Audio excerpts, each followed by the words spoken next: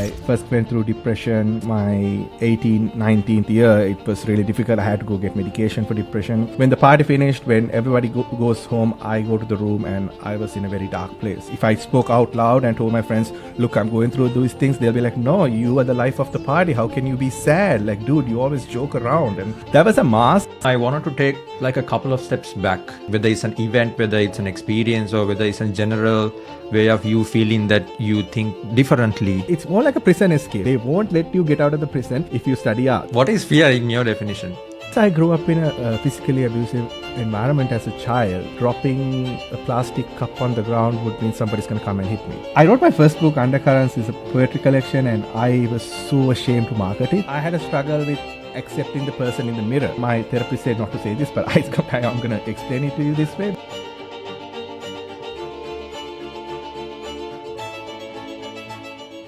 Good morning, Vishwa. Thanks so much for being here. Really appreciate you accepting my invite. Now, I've been thinking about, I don't know how to introduce, whether to do a cliche introduction and ask you to introduce yourself. I was thinking what way to introduce yourself, and I got confused and I almost got into a sleepless night. So instead of, you're one of those people I find that it's really difficult to put into a label, whether I should say a writer or a podcaster or a curious person, a storyteller. So before any of that, I think I thought of asking you, who is Vishwa? Vishwa is a person who constantly reinvents himself. That's my definition these days. And yeah, like when you first asked me to join this, I was like, oh, he's going to ask me what I am. What do I say? Like, at a young age, somebody once told me that I can't do two things at the same time. So I took it as a personal challenge to do everything I can with my life. And so I've done so many things in life, but the label I like the most these days is writer and a dad. Those are my labels these days. Yeah. Why do you call yourself a writer? So what do you mostly enjoy about being a writer? Because I know I've been following you and you've been a friend for a while. I mean, we've known each other since we were kids, but I think since the last 4 years, we had a more close relationship, close conversations. What got you into writing? I want to give the cliche answer as well, because I read a lot when I was a kid. That's all I did. Escapism at its best. Reading was the only thing I used to do. A couple of books a day sometimes kind of reading. And I had this fascination with language. I like all languages, but I picked English to write because it's more expressive. And because of the culture, you can express more in English because you're not limited. So around the ages of 16, 15, something like that, I started writing poetry on Facebook, and somebody was like, oh wow, this is really good. And I thought, all right, I'll keep doing that. I'll just if you say so. And throughout the ages, throughout all the difficult things I had to go through in my 20s, writing really helped me. And I have done it for a living as well. I didn't really like it because it was soulless, because writing is a very much of a soul kind of thing you do. And it was a very good escape, and it's a very good way to let out what I feel. Like, I journal quite a bit. I share quite a bit of that journaling with my friends. And sometimes people have said, oh, this helped me. Sometimes people have said, I love this. And that is not why I write. But when I get that kind of feedback, it's always a beautiful feeling. That's amazing. So you kind of started writing as we usually with a bit of reading, and then you with that readings, and you get that natural tendency to write, explore your curiosity when you were a teenager, 15, 16. And then you use the word escape quite a lot when you were explaining it. And you mentioned that later on in your 20s, it helped you to escape in a different way compared to where you were a teenager. Why is that? I think it's because teenagers are a blur, because you are moving from being a child to being somewhat of an adult. So it happens so fast. So there's so much emotions you have to deal with, so many changes, so much drama. If I'm being really honest, it's not like, oh, that friend isn't talking with this friend. She doesn't like me. He doesn't like me. So it happens quite fast. So you just hang out with people by happenstance, just because you have to hang out with them. And then when you come to your 20s, you start to become isolated little by little, because you realize who you are, and you kind of need a mirror to show you who you are. And the mirror in the bathroom is doing a fantastic job. Oh, you have acne, you have this, you have that. It's perfect, it's amazing. But for me, I had a struggle with accepting the person in the mirror, not just in the bathroom mirror, but in the mirror of my writing. So the more I wrote about what I went through, what I'm going through, what I have to deal with, that being this person I am, that mirror was so powerful to escape what the society was asking me to be. All right, you have to be an engineer, you have to be this, you have to be that, you have to be this. So all those labels that didn't stick to me. I was trying to be someone else. I realized I'm supposed to be someone bigger than these labels. So writing, in the sense, like mostly, like I did a lot of essay writing about the human condition, and I've written short stories and all these things. I try to put my essence into my writing, put my philosophy into writing, and it helped me look at myself in this different way, like, oh wow, okay, so this is what I actually feel and this is how I feel. Sometimes it went on tangents and I got really lost in places as well, but that's 20s, that's what you do. You just constantly try to find out who you are. That's beautiful. I mean, are you open to share what exactly did you go through in your 20s? What happened was, I had a very difficult childhood. Is in the very, just if I have to put it in one sentence, that's how I would put it. Growing up in Sri Lanka wasn't easy. Growing up in household I lived in wasn't easy, and so all that trauma, like compounded by the age 17ish, 18ish, I started to see the world, and I started to realize none of my friends have gone through these, or none of them are aware that they've gone through these things that I have gone through. So that sad story was getting bigger and bigger. So it was affecting me in a psychological sense. So like I first went through depression when I was at a very young age. I think around 14, 13, I used to get really dark thoughts. And then when I moved on to my 18th, 19th year, it was really difficult. I had to go get medication for depression. And then I went to college, which was okay. I really liked it. I studied in China for 5 years. It was really good. But when the party finished, when everybody goes home, I go to the room and I was in a very dark place. I was very much like in a very dark place. And if I spoke out loud and told my friends, look, I'm going through these things, they'll be like, no, you are the life of the party. How can you be sad? Like, dude, you always joke around. And that was a mask, and that was part of my disorder as well, that I can like switch between things like that. And then when I moved to Australia, things got really bad because I was pretty much isolated. I didn't have a lot of friends. I didn't have a lot of connections. It was very difficult because I had to work. I lived in a very difficult winter in China, but Australian winter, as in like especially Melbourne weather, has this like gloomy effect all the time. It's like very moody, and that didn't help either. So it was difficult. So like I loved escapism, and I couldn't get it through books. I went into other things like drinking and smoking and all these things. So like that bothered me a lot when I was a 20-year-old dude, like, and I was trying to figure out, because it first started as like, oh, all the friends are doing it, and then all the friends stopped doing it, but I kept doing it because I liked that escape I was getting. So it was hard to stay grounded to reality. It was so hard to stay upright. So then I got diagnosed with a mood disorder when I was 29ish. And then only life started changing. Then I started getting this medication, this help, this therapy, reading these books, listening to these people, and trying to look at life in a different angle. It was a turmoil, there's a lot of turmoil, going through all that. But I think I had to go through that. I had to learn life my way instead of listening to other people's definitions. The way you explained that to me, it seems like it's almost more than 10 years of maybe it's more than that. Maybe you feel it's more than that. You can't put a time to it.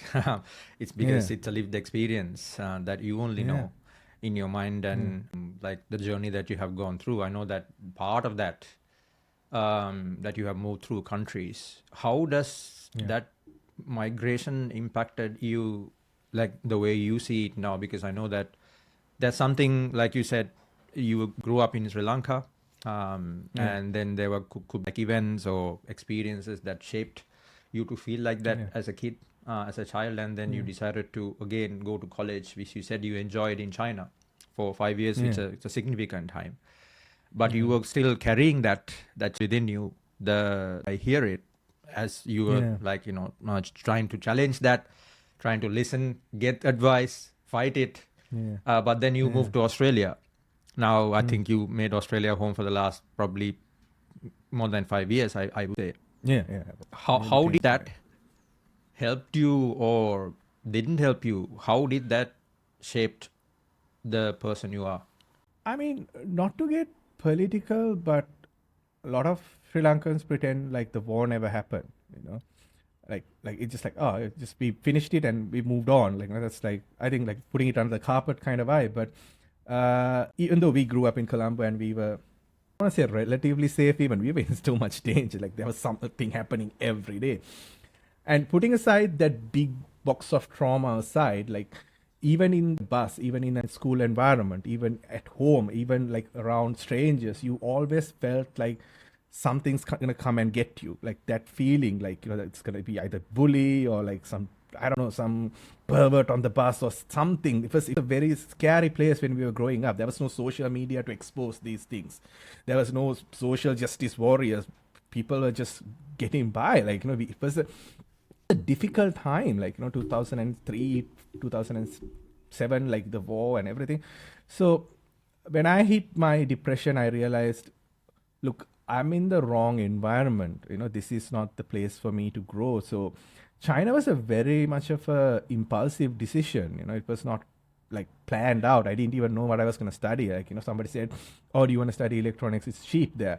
I was like, cool. Like, I biology for my A-levels, but I still did London A-levels and moved out because I just wanted to run away from all that noise. And then, funny to say this, I felt like I had more freedom in China out of all the places in the world, because it trapped me. I was able to be myself. I was able to go in and whenever I wanted, and that helped me. But trauma that I went through as a child, the abuse, the uncountable things that happen. I said not to say this, but I'm explaining it to you this way because I wanted to talk about it.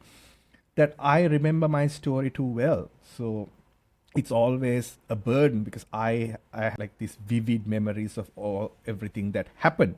So I relive it and I myself again and again. So even when I ran away, I feel like I still carry those boxes of trauma with me, because if I remove my trauma, who am I? Like, these are the things that shaped me. So it was difficult to migrate with so much trauma, because migration means you have to go where law book says that dear. So like, that's literally what I did coming here. Like, I live in regional Australia now. And they said, oh, you can't do this in this visa. Okay, so we go there. So like, not having that platform to grow as a 20-year-old, not having that platform to set your roots and say, okay, this is the career I'm going to pick, this is what I'm going to do. And at the same time, having a mood disorder and having PTSD, like, it was really difficult to build Vishva. Like, Project Vishva was always on hold because I had to find a place to live. I have to find a place to call myself, okay, this is home. I can dig the ground if I want to. I can like grow things because I love those things. But it was difficult, but at the same time, there were days I felt like, oh, I'm not there anymore. I'm not in Sri Lanka. I'm not surrounded by scary things anymore. I mean, there are new scary things, but they're not life and death. They're just, oh, that thing is due in 2 weeks. You just call up and say, hey, I can't make it, and they'll somehow find a way to make it work. So, I mean, those are adult stuff, but not like life or death kind of situations, or where you feel like you're hunted all the time. So that's it. It's very interesting. I wanted to take like a couple of steps back, Vishwa, because I know that, I don't know if you're open to, because trauma is such a word, and I think we identify trauma in different ways based on our own what we hear, and it's all about what we perceive. But like, I ask you whether that event, whether it's an event, whether it's an experience, or whether it's a general way of you feeling that you think differently than the other kids. What was triggers and what did you do at that age? Like, I'm sure, to get help. Was it running in the family, or is it like an external event that made you feel like that? Yeah, it's mainly the it's a stuff event that happened over years. Like, I was subjugated to that abuse for years, like multiple forms of abuse, like, so it's not just like, oh, like, I mean, I had to endure this one event. And I've talked to people a lot about trauma, and sometimes they share their story and they're like, oh, this event happened to me, and then I go, oh, well, I was abused as a boy, and when I was 8 years old until I was 11 years old. It was, and they go like, oh, I'm so sorry that happened to you. And for me, it's this one event. I always say, no, if you remember it, if it's being happy in this present moment, if it's preventing you from achieving what you want to in life, that is trauma, that is definitely trauma. Just because there's no winning, like, outdoing in trauma. If it can be 100, it's still of course, the gravity of it will change. Of course, the impact will change, but it's still trauma. You can't compare 1 and 2. It's just, that's not going to happen. So for me, understanding that I went through something traumatic was not difficult to realize. Like, I had a lot of guilt and shame and a lot of difficulty looking at myself in the mirror and saying, like, this is that person, and this is Vishwa, this is me. I had a lot of identity crises. Like, I went through a lot of difficult situations because I was not ready to accept those things happen to me and then put it aside and then move on. So because of the environment I grew up in, like, mainly because, like, the physical abuse I used to receive as a child, because because unhealed people, it was, I always felt my self-worth was minimal. Like, I didn't feel like, I didn't have any self-esteem. I didn't like this when I was in my 20s. I go to classes in my pajamas. I didn't care. I didn't really have to protect. People have, the identity to protect. So mine was diminished because I was constantly verbally abused when I was a child. Like, oh, you're worthless, you're this, all this corrosive, carcinogenic language. It was to grow up in. I'm not blaming those people. I'm not saying you did this to me anymore, because I'm more like, it happened. Now I need to reinvent myself and tell myself, look, it happened. What do I do now? Like, I'm here now. Like, what is going to happen now? So that is where the writing came in so handy. I was able to, I couldn't when I was a child because somebody told me my drawing is ugly, and I stopped drawing after that day. So I started writing, and was able to draw those pictures of what happened to me and then deal with it within my own safe space. So someone once told me, like, when I told them all these things I do to keep up, to stay stable, they're like, you have so many support systems you have created. I was like, yeah, it's difficult life, but sometimes I wake up and I see a sunrise, or in the evening when I'm driving back from work, I see the sunset and I realize it's all worth it. The universe is a beautiful, beautiful place. Why would I want to leave this? It's, I mean, as I said, the sky is pretty blue today, and those are the things I live for. Not the big wins, but the lots of small wins throughout the day. And some days are really difficult than the other ones, and I had to, put up with it, but I remind myself, this too shall pass. It's not going to stay the same way. So that's what I've been doing. It's very refreshing to hear on the other side, but like on how you managed to deal with this after going through lots of these kind of challenging experiences, especially traumatic experiences as a kid, when you were really looking to see the world and, and then trying to seek help from the others around you. But in a way, you mentioned support systems, right? So I think I know that this conversation can resonate with someone else who is in Sri Lanka or wherever in the world who's going through a similar journey, where they might say it's normal. Try to internalize it from even a little word someone else might say. Yeah. What were support systems that helped you in the, now I know that now you have a better support systems and a bit more awareness in you, but like earlier on Yeah. the days, like what were the support systems or practices that helped you? I think I would say friends who understand it. Like it's like a lot of people say, oh, friends help, but not every friend is built the same way. Some have more of an awareness about these kind of things, some don't. And so if you are going through something, so I have this thing where like there are levels. I've helped a lot of people throughout my life and I love doing that and I'm going to continue doing that. But there are levels. If you are in immediate danger, what you need is professional help. Your friend can't understand what you're going through. They'll help you. They'll be like, dude, it's fine. Like, talk to me. And that's really good. But if you're at that level, you really need professional help. I don't mean like you need to get committed to a facility right away, but that I've gotten really to that. So what you need is professional help. You need somebody to take you to the doctor, sit with you and listen to the doctor along with you, bring you back home, give you the medication, take care of you for a couple of, you need that help. So the other thing is psychotherapy helps a lot. Like I've been in therapy for like 7-ish years now. Right after I got diagnosed, I was in therapy for like every day for like 4 years. Every week I go to my therapist and I talk my things out. Funny enough, 3 years into the therapy only I realized one of my biggest traumas that I didn't even realize that was a trauma. I thought, oh, that's just Tuesday for me. That was, I thought normal, it happens to everybody. And my therapist was like, can you go back to that? I was like, why? Can you explain it to me again? I was like, okay, this is what happened. And she was like, do you realize that's why you crave validation from people? I was like, so like, it's not a tool to fix you by some outside force.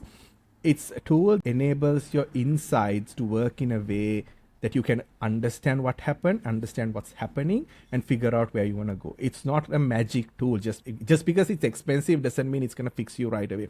Some days will be really good. Some days after the session, you might want to go and go throw up because it was so difficult. You unlocked something so vast. So that's therapy is my biggest one. So medication is my first line of defense.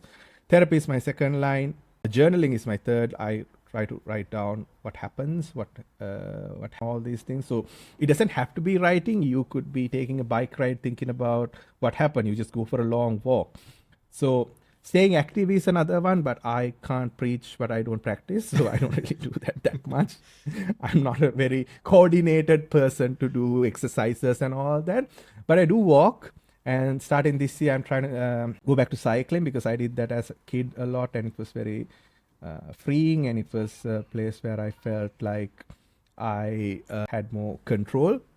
So that's something, and having. So when you do stuff, you start to gain awareness, and when you have awareness, it's more easier and manageable to. Like, don't try to win your trauma. There's no as you get to age 35 and one morning you wake up and you are all healed and life is so beautiful. No, it's you have to take average. If you have a week, if you have 4 bad days and 3 good days, do the math and find out how can you make it 4 good days and 3 bad days next week. Like, you need to be analytical almost to find out okay, this is what's happening. So that's how I dealt with my trauma, because my diagnosis kept changing. So first it was depression, then it was bipolar, then now it's like complex PTSD. So I have stopped looking at the label the doctor gives me. I wake up in the morning and I realize, how do I feel today? What do I do? Like, can I go do my job, come home and do my hobby and go to sleep? Then it's a good day. If I feel like worse and if you feel like nothing's going right, I just for defense, So that's it. So that's how I do with it, and that's what's been for me. I love the fact that you mentioned about it's instead of putting like a label to what the doctors gave you, like you come to a stage where you wake up with a bit more awareness on the day and the present moment, and then just see what the day presents you and get the life as it presents on the day itself. It's kind of a way that acceptance has come into your life in a way. When you were sharing about awareness, what is awareness for you right now? First of all, I used to think awareness is what happened to me. Like, I went through these things. This is my story. This is my this. And then I realized it's all gone and done. I can't go back. I can't change any of that. So awareness these days means, so with my condition, the issue is that I can get extremely happy. I can like completely get way too happy and destroy my life. I've done that once or twice, I think, in my life, or so many times. So catching a thought before it becomes a wildfire, it can be either way. It can be a very happy thought, it can be a very sad thought. So catching that emotion, catching that thought before it becomes a bigger thing, that's awareness. Like sitting here and realizing, that's interesting. Why? Why did you think like that? Like the traumatized brain. So this is a great book I read last year. It's called The Body Keeps the Score. It's about this Dutch psychologist. I'm not going to try and pronounce his name. It's a really long name, but if you try, go into Google and type it. It's a very difficult book. If you haven't healed some of your trauma, please don't read it because it's very triggering. It's very triggering. I was crying the whole time listening to that book. But he explains how once you've been through a lot of trauma, your brain just reorganizes itself for maximum survival. And that breaks parts of the brain. So that's why these dopamine receptors in my brain and any traumatized brain becomes more of an addictive thing. Like, if something is giving you happiness, you go maximum with that because that's what the brain craves.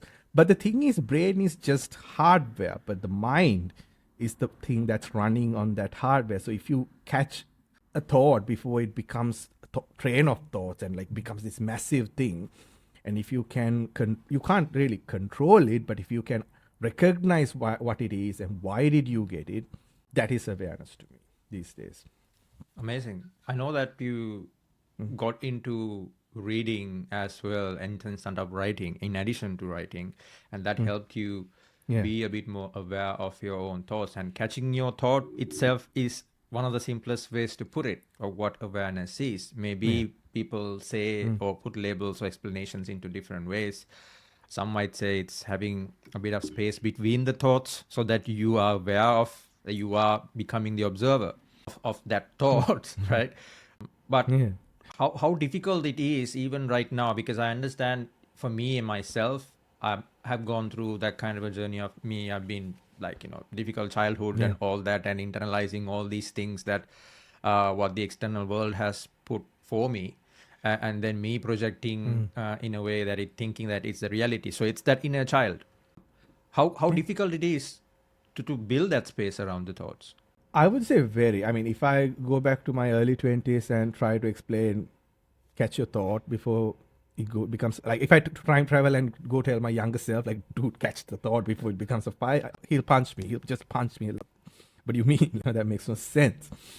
So maturity isn't an age-related thing. Maturity is a thing that you do to yourself to become more, again, aware about what's actually happening.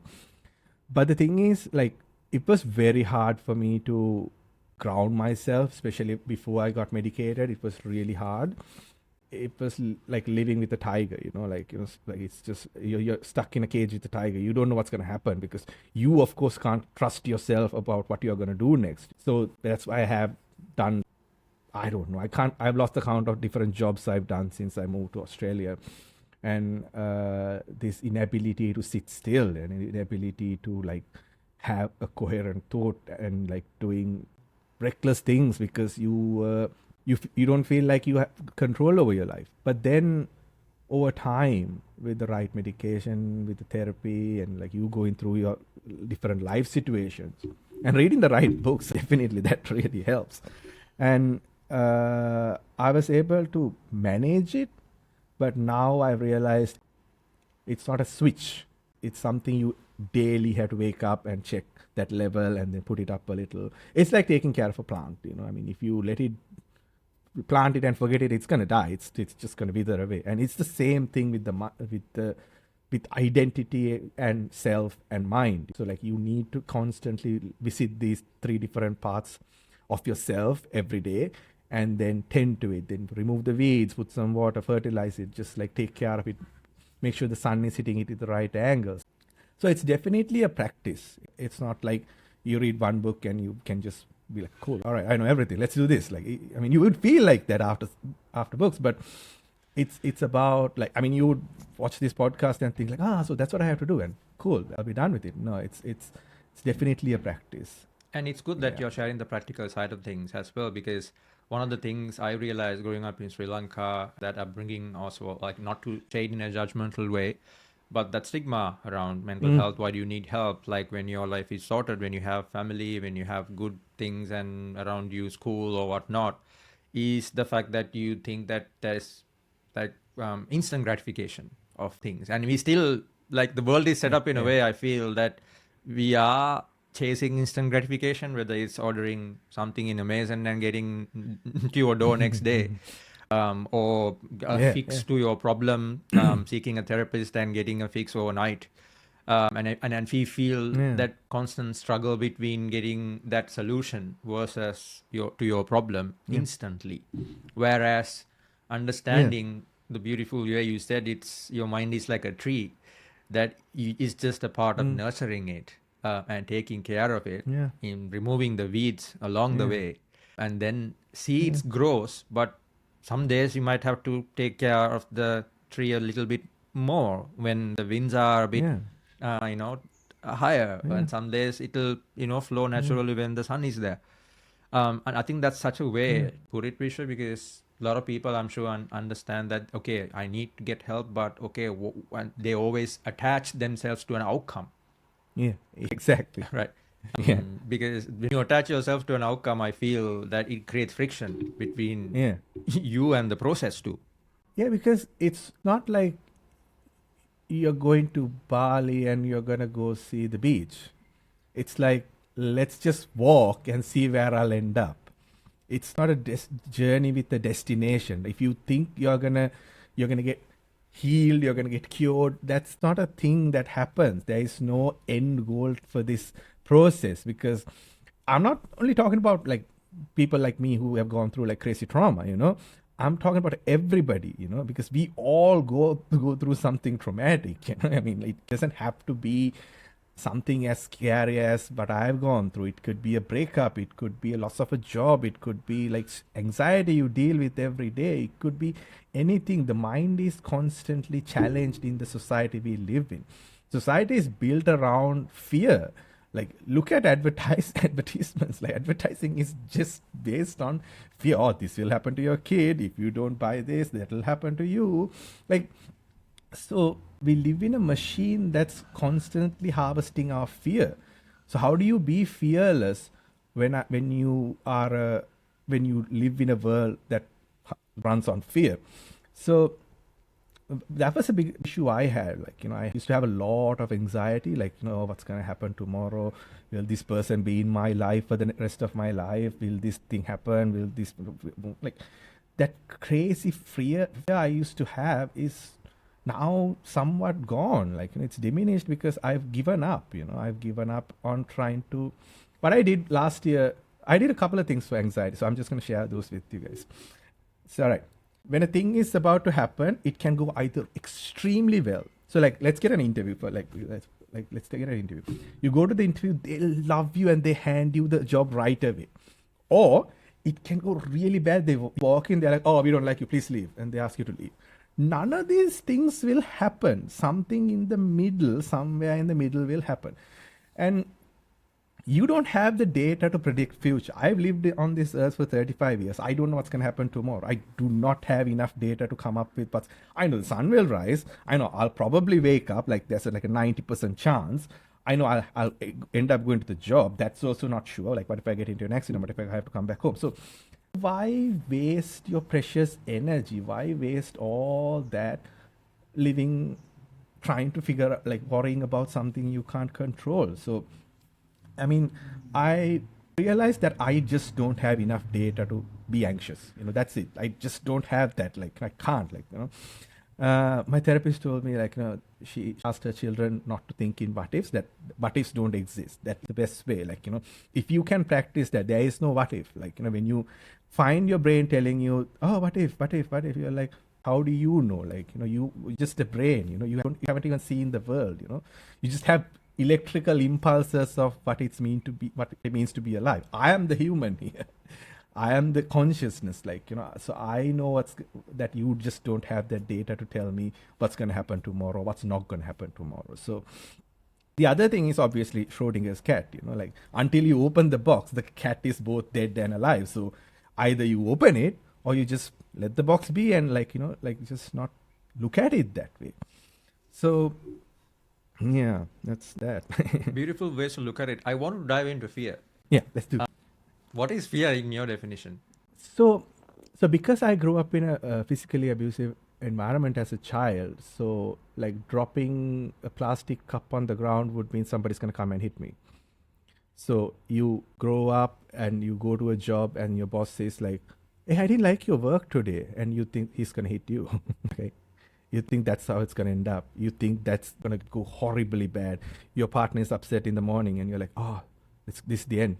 This is the end. Like, So like the story of the rabbit and the thing when we were like that rabbit who was sleeping and then heard something fall down and ran around when it was like, I like that story because that's what fear is, It's an illusory thing, I mean, if you are actually in danger, your body will take care of it.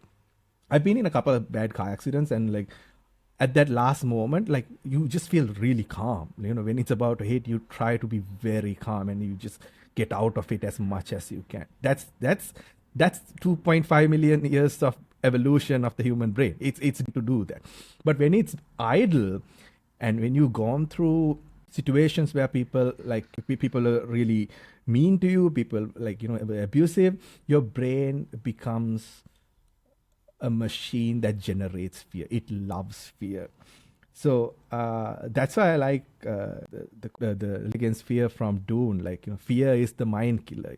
That's what it does. It just debilitates. You just stand there and then you just let the fear pass you and go. Like, it's a very bad chemical reaction that happens in your brain. But we manifest it. We bring it to this world. We just like I let fear ruin me and can tell you like it's worth it. Peace is so much better. When you realize something terrible is going to happen, you'll be like, okay, let it happen. Don't put it aside. Like, I mean, and one of the best quotes I got from a video game was that, like in the video game, Alice in Wonderland video game, they say like, flight means you're putting the fight to another day. You just have to stay and fight. Humans love fighting, like not like in the sense of physical violence. I'm just saying doing difficult things. None of the difficult things you will go through in this modern world, if you live in a safe enough environment, is gonna kill you. It's just an interview. It's just questions. It's just like just small things that we build up way too much in our heads. So yeah. I think it's a beautiful distinction between the way you explained, Vishwa, the physical fear, like how like human biology, like we have evolved, like still that fight or flight response physically when you see someone, right? But I'm just curious to ask because I'm asking that question myself. Like you say, okay, you have physical fear where you see like in terms of survival, like even if you see a rabbit, seeing a tiger, like run away. Because that's physical fear. And if we touch fire instantly, I don't know whether there is a thought process. It's the instinct reaction to take away your hand from the fire. That's physical. That's there to protect you. But psychological fear exists, I feel, in thought. Yeah. That's something that you collected from either a memory, a tradition, or an experience. How can someone be aware of this distinction? I know that it takes a lot of work, right? As you said, it's not overnight. But do you think fear exists in thought, and can thought be eliminated? So most modern fear is fear of being homeless. Let's this controversial topic because like we are terrified that something will take our house away and I'll have to go back to this, and that's so something I always tell my friends who are going through anxiety or like going through a hard day. I would say like, dude, everything that came your way until this day, this moment, you either nailed it or you somehow managed to dodge it or somehow survived that. So if you understand, like, I have an enough data set to show that I've survived so many things, like, it'll help you understand that it just disarms that fear thought. Like, that's what you can do. You can't get rid of it because, like, even though we live in a modern world, we don't have to go after prey and we don't have to survive in the wilderness. We are still in the wilderness in our mind because the mind didn't get a good enough time to evolve. Like, in the last 10,000 years, we've gone from hunter-gatherers to, like, oh, let's go to Mars and let's do this. And so that the mind is still catching up. The brain is still catching up more than the mind. The brain needs time to come up with these things. But brain went from eating once every 3 days to eating 7 meals a day. Like, and if you want to push a button and food appears, like, So the brain is really bored now. That's what has happened in the modern world. Like, we are really bored and we don't like being bored.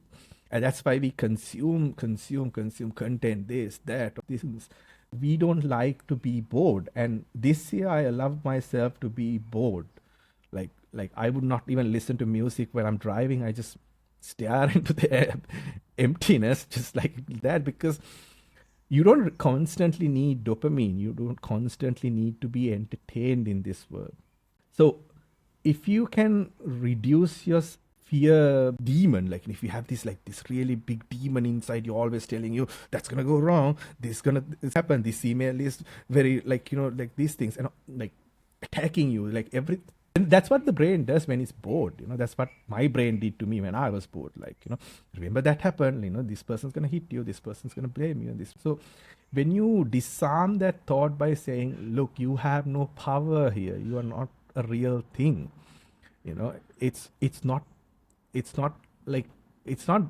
bad thing to talk to yourself. That's what I want to tell.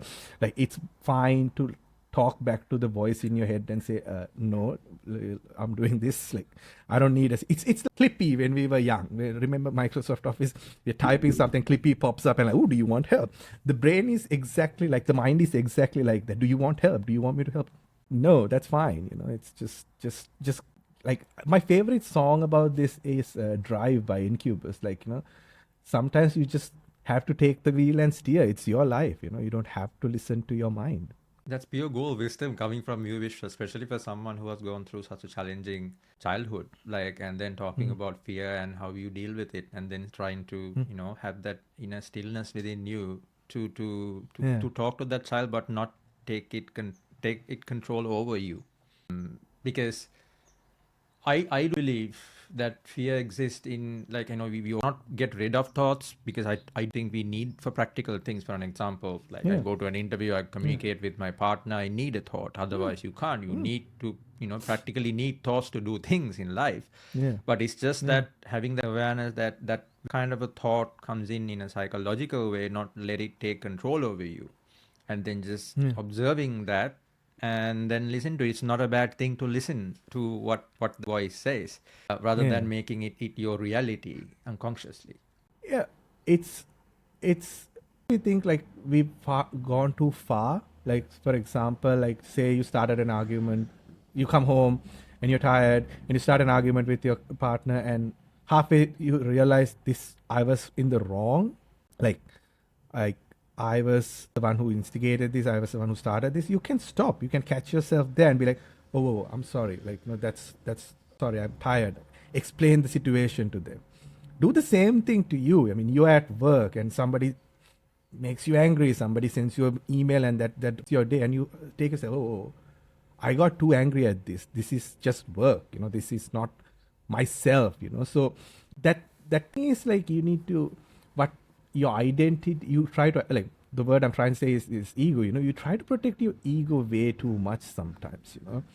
You try to be more like, this, I need to win this, I need to win that, but certain things you need to win at the coffee, waiting to get coffee, and somebody cuts you off. You do not need to get angry. Maybe they have a reason. Maybe they're just they're just having a bad day or they're in a rush. And so picking your only place you need to win in life is right before you go to sleep. And if you have peace, what?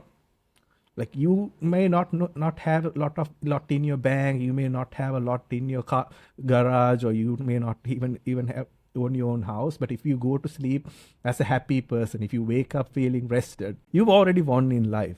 Everything else is just a game. Society is a massive game. Like everybody's just trying to stack up what they think is valuable. Some people, for some it's money, for some it's cars and women and men and all sorts of these frivolous things. But if you can practice your hobby every day, if you can go to sleep and wake up feeling good, and you have enough meals, you much won. So letting ego take the wheel and drive your car is detrimental to you.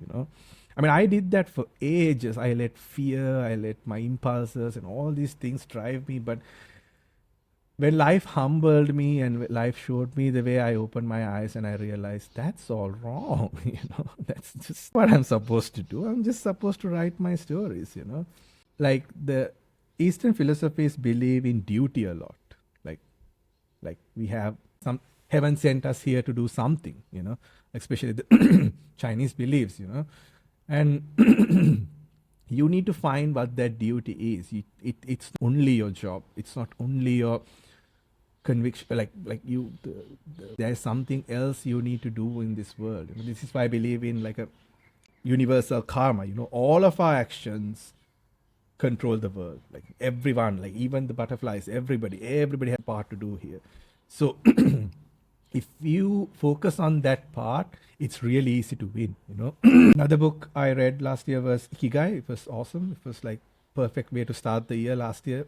Purpose is doing something that puts you in the flow state for 100 years. If you can do that thing for 100 years, and that's it. Then only I realized, I asked myself, what is that thing? And I was like, oh, duh, it's writing, dude. Like you just like coming up with stories, and you just like writing. And from here to there, or to here, it's been an amazing journey, because I'm not trying to be someone I'm not anymore. I'm not trying to please friends. I'm not trying to please people in my life. I'm just trying to please that 11-year-old boy who wrote a science fiction short story on a lunar eclipse. That's the guy I want to make sure like that his dream comes to this side of the world.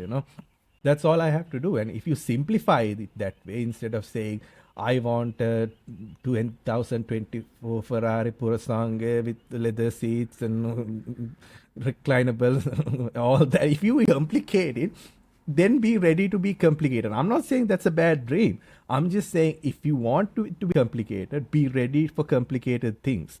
People will leave you. There'll be fights. There'll be this and that. There'll be really good days. There'll be like really bad days, despite what your dream is. So accept and surrender. That's the only way. If you just put up too much of a fight, the flow of the universe will throw you off balance.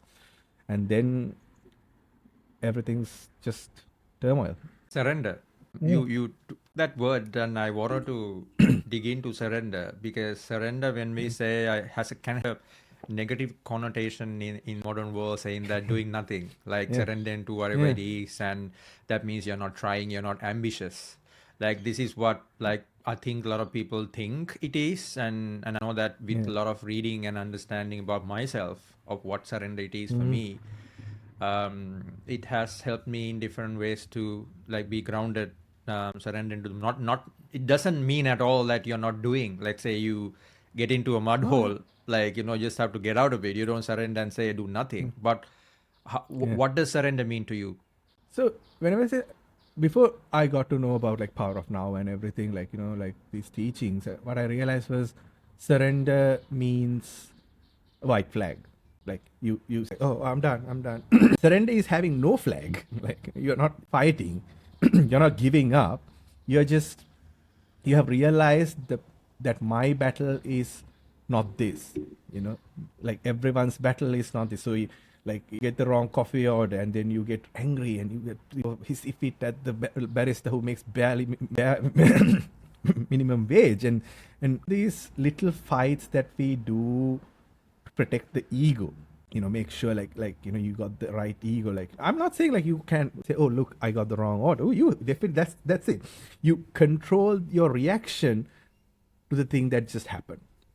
It's not like, because we are still animals. That's why we have wars, we have all these things, people are bombing children, and all these things happen because we are still animals. Like, we still have this thing like, oh, you took my thing, let me have it. So like, you look at yourself from the outside for a second when something bad happens, and then you realize, look, I don't need a big reaction here. I don't need to like put my brain on overdrive and go into road rage and all these things. Somebody cut you off on the road, like, that's it. Just honk and show you upset and then move on. Just like, what is that Zen story about these two monks going to see a woman, meet a woman, and she was unpleasant or something, and then this other monk, the monk doesn't have a reaction, and they walk for like another couple hours, and the younger monk asks, aren't you upset that woman was rude to you? And the monk was like, oh, that was a few hours ago. Are you still carrying her? Because like, why? So like, the moment you say, like, oh, this is not my burden, like, you can put it down and move away, that is powerful. Isn't that the most powerful thing you can do? Have no reaction for all these things that happen to you. The whole concept of wu wei, no action. Like, it doesn't mean you turn tail and then you become this, passive person. It means you are very active. You're choosing not to have a reaction. That is powerful. Like, the minute you give into your animalistic side, then you get angry and all these negative emotions just ruin your day. So instead of having no reaction for like 5 seconds, you've decided to destroy your whole day. Like, it doesn't make sense to me anymore. I used to be very impulsive. I used to like try and please people. I would just say yes to everything because I am scared. Like, oh, this person will dislike me. I say no all the time now. I just, as a practice, I say no to things because for me it was like, hey, do you want to come and work with me? Yes. Hey, do you want to do that with me? Yes, because I'm scared people will stop liking me. But now I realize people don't like me that much the way I imagine anyway. They don't like, it's impossible because everyone has their own story. They don't dislike me as much as I think either. They just have very little opinion about me. But in my head, I've built up, this person must think, oh, they are my friend and we will go on trips and see the world together. I have this crazy imagination. Now I've channeled that into my writing. So when you have that power to say like no, and power to say like, I don't think I'm going to have a reaction to this, that is beautiful. That is like poetic almost. Like, you're a Zen person, like, Buddha-like nature. That's what I like to believe, So, yeah. Amazing. Like, I want to get into your writing because I know that you said you channeled these thoughts and then you feel almost writing is what you wanted to do. And then it helps you be in that flow state. So I didn't even know that you wrote a book like when you were 11. Was it like a true story that? It was, I wrote it from my pencil. It was just like couple of chapters. Like, I was looking at the mirror, looking at the moon on the lunar eclipse, and it was a very horrible day. I remember, like, it's my childhood. Like, it was a definitely horrible day, but I had this happiness when I wrote that story. Like, because I've read so many 𝗧cie Clarke, Bradbury, and all these short stories and all these things, and I wanted to write something myself. And what happened was like, it was hard for me to find that flow state. I as a cleaner, courier, welder at one point. I have all these life experiences now. So, nothing concrete, like, nothing more than 5-6 months. But through all these avenues in my life, it was evident to me. It was like writing was standing right here and just nodding, like shaking its head, like, why are you fusing metal together? Come write a story. Like, it was trying to tell me, but I wasn't ready to listen, mainly because, bro, like, we grew up in Sri Lanka, right? Like, arts, not a thing. not a thing. Not a thing. And then this year I did writing competitions and I got really good results. And I'm thinking, yeah, there's money in this, not like crazy money, but like enough to do things. I have a day job and I do this now. And that state is very important. Like, it could be your job. It could be you you like, or like, you like writing like emails with people and managing projects. And if you can get into that flow state and you feel like, oh, I did 100% job today, that's it. It doesn't have to be something crazy. Like Ikigai talk about the word takumi, which means specialist. If you can be a specialist at what you do, it doesn't have to be glamorous. But it doesn't have to be glamorous. If it's just the smallest thing at when you come home and you just crochet or like you garden or whatever, like, you something that quiets your mind, something that shuts that voice down. That's your flow state. That's I reading Ikigai because it's a full book. It's very well written. It's it's I like this. It's a book that I understand the concept. I to teach my students, but I haven't read the whole book like in the book. But like if you go back to like a parent, if you had to give some advice or share something to a parent, because I've come across this recently because I'm working with someone who also try to build something for children, holistic development, understanding what their flow state like. Funny thing is like, let's say someone growing up in Sri Lanka, year 8, like prepping for O-levels, finding that your kid 80 marks for arts and 60 for maths. Your parent is likely to put the child into to get more to maths rather than inquiring why the kid got 80 to arts. What can we do about it? Right? That's the way. I mean, it's easy for us to say sitting here. I'm sure in a third world country, probably like there's not much of a choice, but rather than going into the traditional ways of what we think is 9 to 5 or successful career is. But what would you say? Because, I've had that memory where, be an engineer or be a doctor, where I was just like wanted to go into a band and play drums. It's still a dream, but I've never had that dream. I wanted to, I still like rock music, and I wanted to become a hard rock drummer. That's what I had to do. But unfortunately, I didn't have that space to go in that path because in that way. What would you share like for who is so I didn't like mention my privilege. Like, I grew up in a very, very good financially stable environment, and I had a lot of exposure to different things when I was a child. So although arts were recognized in my household, but always felt like there's this push for me to be else. And more than that, I think with society, I wanted to be more of a thing, and I didn't want to just be an artist. And I always struggled with these things. And at the moment, I do meet a couple of kids from Sri Lanka who have the same issue. Like, oh, bro, like, I want to do everything. And I'm like, trust me, you don't want to do that. But I do help them with their journey. And what I realized I've told them was, like don't think of like going into a job means you can't come back. You can't turn around and be like, okay, I did this for 5 years. Here's some money, and this is what I want to do. So so it's more like escape. Like, it's exactly like that. You're just trying to break out of a prison. They won't let you get out of the prison if you study arts. So you do what, like when in Rome situation, like you have to look, the only way I can get out of this situation is if I do their steps. So like if your parents are asking not to study arts, that doesn't prevent you from studying. Like, bro, like when we grew up, we didn't have YouTube, right? Like we didn't have a digital platform. We had nothing. We got 𝗲𝗍𝗶𝗀 and Reddit every Tuesday. That's what we did. That was our internet, right?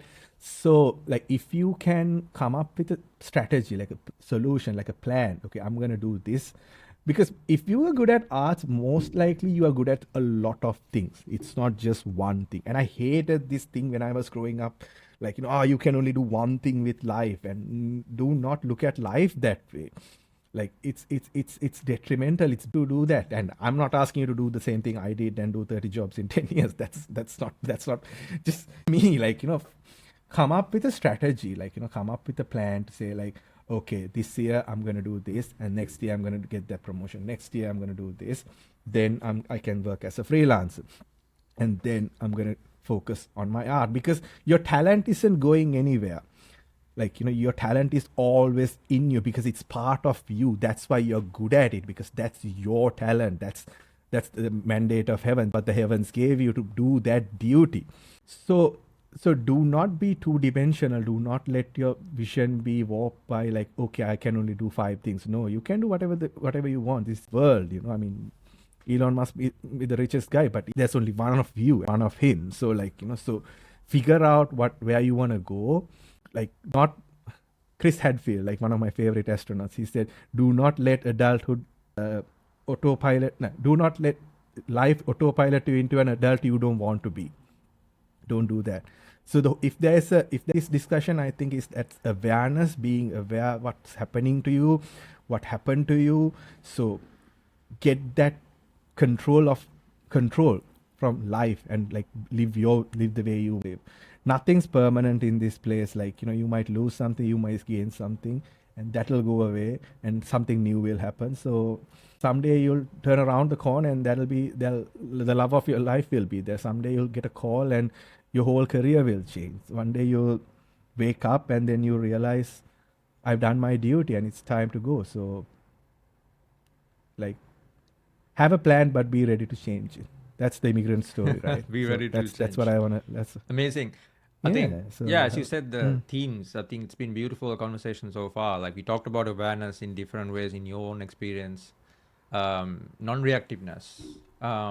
That's also a part of what we talk. I think it goes hand in hand with awareness. The other part is compassion. Like, I know we can have a strategy, but there's always meant to, like, things not to go in the way you want. I find that in myself in a lot of instances where I share content in front of massive audiences or deliver a speech where you blubber or have a lot of filler words or doesn't get right. I do everything in a webinar for a sales campaign and then get crickets, zero. Why compassion is important for you, especially self-compassion? Because I finally accepted that I'm just human, I'm just another 1/8 billion. Like, I mean, that's got to be 9 very soon. So I learned it was hard to forgive myself. So when I came to Australia, I had this whole thing where I couldn't fail a single unit. That's what my parents told me. Like, you can't, because we can't send you more money. And I hit too hard and I messed up the entire semester.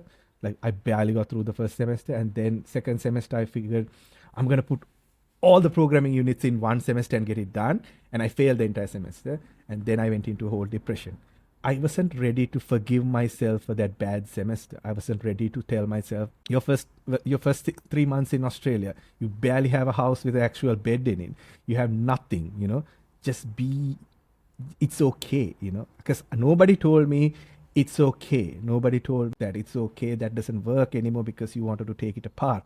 So I always had this negative way of talking. But the more I realized that the only person who's ever been there for me was myself, I was ready to be more compassionate towards me. I was ready to be compassionate towards other people. Like, whenever I was anyway doing that. Grew up in a Buddhist environment, like, Maitri. I was doing that. But it came a point where I realized I love other people more than I love myself. Because I grew up in an environment saying, your father is humble, so you have to be humble as well. He can be humble. He's great. Like, I'm just a dude. Like, I have nothing to show for the world. How can I be humble if I don't have greatness in me? And being humble doesn't mean you give up everything you have other people. Nobody told me that distinction. Everybody was like, be humble, always be humble. No, just humbleness just means you don't brag about your achievements. That's it. Like, you don't be cocky. You don't talk to people like and put down. I was anyway doing that. I didn't have to get out of my way and give up opportunities because I was humble, whatever that word means, So loving myself, being compassionate towards myself was something I learned in my 30s. I did not have that in my 20s because I didn't think I deserved myself. I thought it's a form of it's not a good thing, bad thing, to love myself, to put myself first. But I was on a plane to Sri Lanka, and one day they said, put your mask on and then help other people. I was like, there you go. That's what you're supposed to do in life. You can't help people if you're drowning yourself. So That's a simple way to think about it. And sometimes when you forget to be compassionate towards yourself, and I can relate to that a lot, especially others coaching and thinking that okay, I'm gonna be there to help others, but sometimes in that journey I forget to help myself. Finally, I know that you've written another book, Children of Ma. Want to talk about what this is? So I wrote my first book, Undercurrents. Is a poetry collection, and I was so ashamed to market it. I felt like this is not good enough because all the imposter syndrome. But Children of Ma has been in my head ever since I moved to Australia. I think about nearly like 7 to 8 years now. It's a Indian steampunk fantasy adventure novel. So it's based on a world I got tired of Eurocentric fantasy. Like it's always this and that. I mean, we have a lot of like really good fantasies South Asia. So that's something I'm gonna put out by the end of this year. That's my plan. So I finished draft 1, pretty good, and doing the rewrite these days. So hoping to hit that 110,000 word mark.